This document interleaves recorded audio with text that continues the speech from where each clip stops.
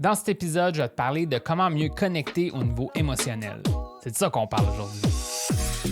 Moi, c'est William et je te souhaite la bienvenue au podcast Authentique. Le but de ce podcast, c'est de t'aider à mieux comprendre le monde des rencontres pour te permettre d'avoir la vie amoureuse et sociale que tu mérites. Bonne écoute et n'oublie pas de t'abonner. Ce que j'aimerais te parler aujourd'hui, c'est comment mieux connecter au niveau émotionnel avec une femme. C'est un thème que j'aborde souvent dans mes conseils, dans mes enseignements.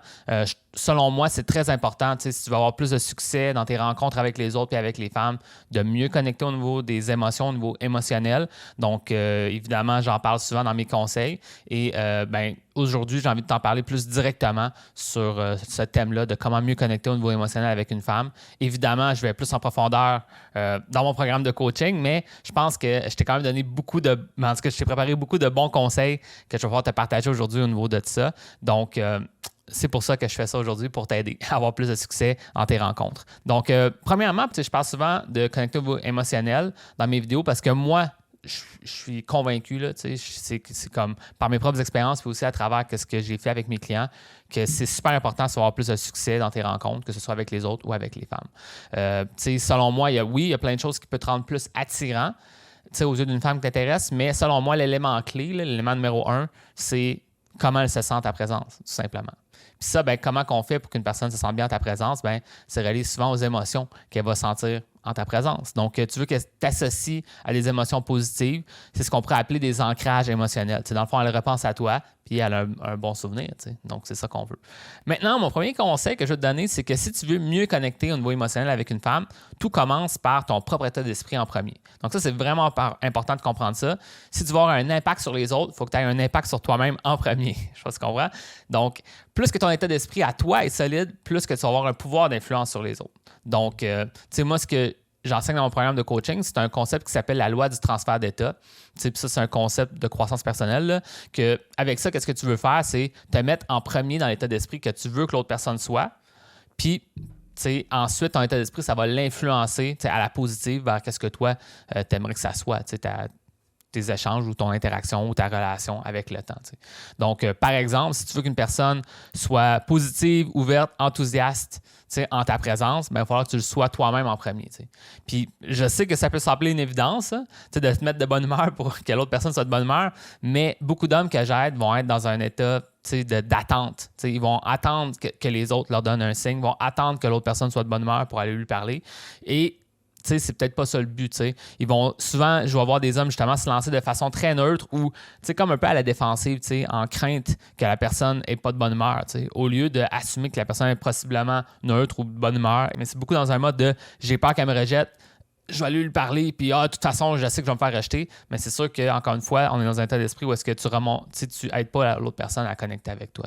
Pourtant, moi, ce que je vois beaucoup, puis c'est quelque chose que j'enseigne, puis avec mon expérience de coaching sur le terrain, j'ai vu l'énorme différence que ça peut faire. Le simple fait d'être plus enthousiaste dès le départ, en tant que personne, c'est là que tu influences l'autre personne à être plus réceptif à toi.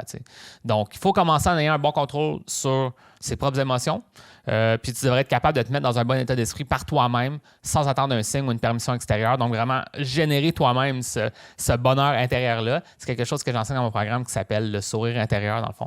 Donc, tu pourrais te demander qu'est-ce qui me donne ce sourire intérieur-là? Qu'est-ce que je trouve intéressant dans la situation? Puis essayer de voir ce positif-là puis de l'auto-générer en toi parce que c'est ça qui est comme une matière première qui va te permettre d'avoir de l'influence sur les autres. Parce que tu ne peux pas faire qu'une personne soit réceptive à toi si tu es seulement en ayant dans la peur, dans la crainte, dans l'anxiété, dans toutes ces affaires-là négatives, là, de la peur du rejet. Si tu es juste dans ces mentalités-là, c'est sûr que l'autre personne, elle, ça ne va pas l'inspirer à être de bonne humeur avec toi. Je ne sais pas si tu comprends. Donc, il faut vraiment que tu cultives cet état d'esprit-là positif.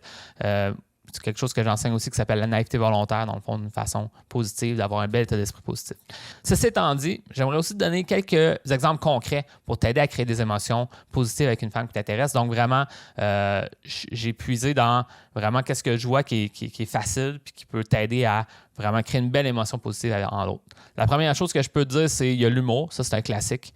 En même temps, l'humour, tu n'as pas besoin d'avoir d'être un humoriste professionnel. C'est pas ça le but. Simplement avoir un état de, comme un esprit humoristique, c'est bon en soi.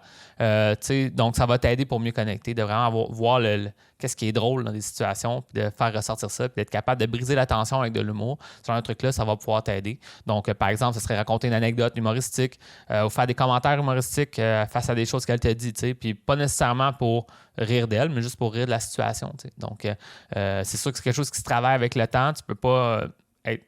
Je pense vraiment que les expériences de vie, que ton esprit humoristique devient de mieux en mieux, mais c'est justement en vivant plus d'expériences, en sachant que le rire, c'est une bonne chose pour connecter avec les autres, ben, on travaille sur ça. Dans le même ordre d'idée, un peu dans le concept de l'humour, ben, il y aurait la taquiner. Dans le fond, la taquiner sur quelque chose qu'elle a dit ou qu'elle a fait, ou etc. Ou sur quelque chose en général. Là, puis moi, ce que je peux te dire, c'est qu'il faut que tu fasses ça dans l'optique de je ris avec toi, pas je ris de toi. Donc, on rit ensemble de quelque chose. Même si la taquine, c'est, comme on dit, c'est de bonne guerre, c'est positif. Puis ça, je sais que ça peut fonctionner. Maintenant, il faut faire attention parce que si tu n'as pas beaucoup d'expérience, ben, tu peux te tirer dans le pied et insulter la personne sans faire exprès. Donc, c'est pas quelque chose non plus que je te dirais que c'est la chose la plus importante à faire. Si tu n'as pas beaucoup d'expérience avec les femmes, je n'irais pas trop dans la taquinerie forte parce que ça se peut que ça soit mal perçu. Aussi, une autre affaire que tu devrais faire attention, c'est le sarcasme, qui est une façon de peut-être taquiner, mais en ayant l'air sérieux, la personne, elle ne sait pas trop si tu fais une farce ou pas. En général, là, si tu as moins d'expérience dans tes rencontres en général avec les autres, que ce soit avec les autres ou avec les femmes, c'est mieux d'y aller moins avec la subtilité, parce que parfois la subtilité, elle va être perdue totalement parce que la personne, elle ne te connaît pas, puis c'est ça. Fait qu'on va y aller plus dans les trucs clairs, bien faciles à comprendre. Donc, le sarcasme, c'est peut-être quelque chose à ne pas faire. Maintenant, un autre truc que tu peux faire, c'est partir un mini-débat sur, tu vas la mettre au défi face à quelque chose qu'elle a dit ou qu'elle fait ou juste en général, tu pourrais même partir un sujet. Maintenant, il faut faire attention. Le but, c'est pas d'aller dans des sujets lourds comme la politique ou la religion, là, mais de parler de choses qu'elle te dit, puis « Ah, moi, j'ai entendu dire que c'est pas vrai, telle affaire, blablabla. Ah ouais, comment ça? Pourquoi tu dis ça? » Puis un peu la mettre au défi sur des points qu'elle dit, puis amener des thèmes nouveaux, ben ça amène les émotions parce que c'est justement comme ça là, que le monde, la persuasion, c'est émotionnel. C'est logique en partie, mais c'est émotionnel aussi. Puis justement, à partir des débats, ben, on amène comme une espèce de dimension de... On est stimulé intellectuellement, mais aussi émotionnellement face à n'importe quoi. Donc, tu pourrais théoriquement partir un mini-débat sur la saveur de crème glacée préférée. Je ne sais pas si tu comprends. Tu peux aller très léger ou tu parles à des thèmes plus... qui pourraient avoir des tangentes politiques ou sur des trucs un petit peu plus sérieux ou sur des thèmes généraux de la vie. Là, donc, ça sert à toi de voir. Encore une fois, je veux juste te parler que le fait de débattre peut amener des émotions dans tes échanges. Un autre truc que tu peux faire, ben, c'est de l'écoute active. Ça, c'est vraiment un des points qui peut t'aider à connecter au niveau émotionnel. Puis l'écoute active, c'est pas l'action. Là, c'est comme plus... Ben, je veux dire, c'est pas une action qui va créer l'émotion, mais c'est grâce à l'écoute active que tu vas pouvoir faire des bons commentaires bien placés qui va faire que la personne va se sentir écoutée, va se sentir comprise. Puis ça, ben, ça va créer un sentiment de connexion puis vraiment une belle émotion en elle parce qu'elle sent qu'elle ne perd pas son temps à parler à quelqu'un qui ne l'écoute pas, mais vraiment quelqu'un qui l'écoute. T'sais. Donc, des exemples, ça serait rebondir sur un sujet qu'elle vient de parler, te montrer réellement intéressé par quelque chose, pas avoir l'air juste intéressé, mais vraiment, elle voit que tu as une curiosité à en savoir plus. Moi, ce que je peux dire, c'est qu'en général, te montrer réellement intéressé, puis te montrer curieux d'en apprendre plus sur elle, c'est que tu es toujours gagnant, dans le fond. Puis c'est comme la fameuse phrase qui dit, peut-être que tu l'as déjà entendu, sois intéressé pour être intéressant. Donc, encore une fois, s'intéresser à l'autre en premier et l'autre personne, ben, peut-être même en retour, va vouloir te poser des questions parce qu'elle voit à quel point tu t'intéresses à elle. Encore une fois, on revient à la loi du transfert d'état. En étant curieux d'apprendre à connaître l'autre, puis en montrant vraiment ouvert, puis sans jugement, mais très positif, puis on apprend à connaître l'autre. L'autre personne, peut-être en retour, va dire « Ouais, mais toi, tu n'as pas beaucoup parlé. Toi, qu'est-ce que... » Puis là, elle va te poser des questions parce qu'elle voit à quel point que c'était le fun, les échanges que vous avez ensemble, puis maintenant, ben, elle va te rendre l'appareil. Souvent, pas tout le temps, mais souvent. Aussi, un autre truc que tu peux faire, ce serait de faire des compliments bien placés. Dans le fond, montrer que tu apprécies l'autre personne réellement dans des situations vraiment stratégiquement. Pas constamment lui faire des compliments, là, parce que sinon, c'est comme tu veux pas non plus... Là, chaque affaire qu'elle dit, c'est « Wow, c'est tellement magique, c'est la même chose que tu fais », c'est pas vrai, mais en même temps, disons, une personne te parle de quelque chose qui vaut la peine d'être complimenté, tu lui fais un compliment sincère, Ça crée un beau, comment dire, un pic d'émotion qui va faire que la personne va se sentir bien en ta présence et qu'elle va se rappeler de toi. Maintenant, tu sais, je te donne un exemple. C'est vraiment cool que tu aies fait tel truc parce que telle raison. Tu montres vraiment que tu comprends la situation de l'autre personne, puis tu lui expliques à quel point que tu apprécies ça d'elle ou que tu trouves ça cool qu'elle ait fait ça. Un autre truc qu'il faut faire attention relatif aux compliments que j'ai mis, c'est le problème des compliments qui sont souvent mal placés. C'est des compliments axés sur le superficiel. Donc, vraiment, exemple sur l'apparence, c'est quelque chose que je pense que ce ne serait pas une bonne idée à faire.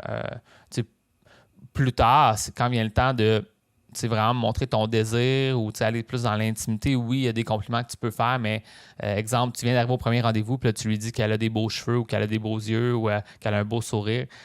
Ça peut fonctionner, mais parfois, ça peut sonner juste superficiel. Parce que c'est comme si tu ne regardais pas la personne, mais tu regardais seulement comme son apparence ou qu'est-ce qu'elle dégage à l'extérieur. Puis c'est le fun d'avoir la personne, souvent en général, que ce soit les hommes et les femmes, c'est le fun de sentir que l'autre personne t'apprécie pour qui tu es, pas juste sur qu'est-ce que tu représentes.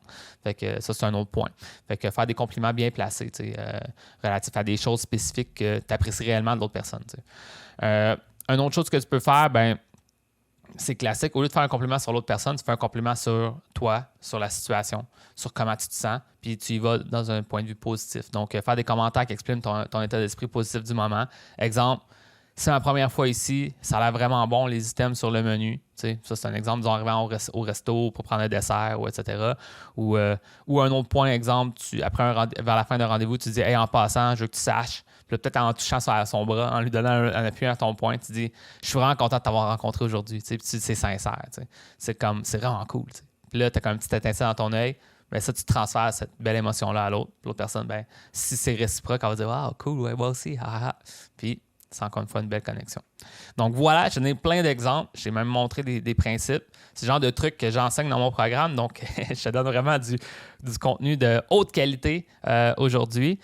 Donc, j'espère que ça a pu t'aider, ces conseils-là d'aujourd'hui. Maintenant, si tu aimerais savoir une aide additionnelle pour t'aider à changer ta situation avec les femmes, c'est mon expertise. Dans le fond, moi, je t'aiderai à partir dès le départ pour changer ta situation. Donc, je t'aiderai à mieux comprendre le monde des rencontres, qu'est-ce que ça veut dire être un homme plus attirant, plus intéressant, comment bâtir ta confiance, comment être capable de vivre plus d'expériences, donc aborder plus de gens, avoir des meilleures conversations, mieux connecter, te rendre à avoir des rendez-vous, etc. Donc tout ça, c'est ça qu'on ferait ensemble. Si ça t'intéresse d'en savoir plus, viens me voir, puis je pourrais donner des détails. Puis that's it. Donc voilà, j'espère que tu as apprécié l'épisode d'aujourd'hui. Maintenant, si tu as aimé l'épisode, n'hésite pas à t'abonner au podcast pour ne pas manquer les prochains épisodes. Fait que sur ça, je te dis bonne chance, puis on se voit dans un prochain épisode.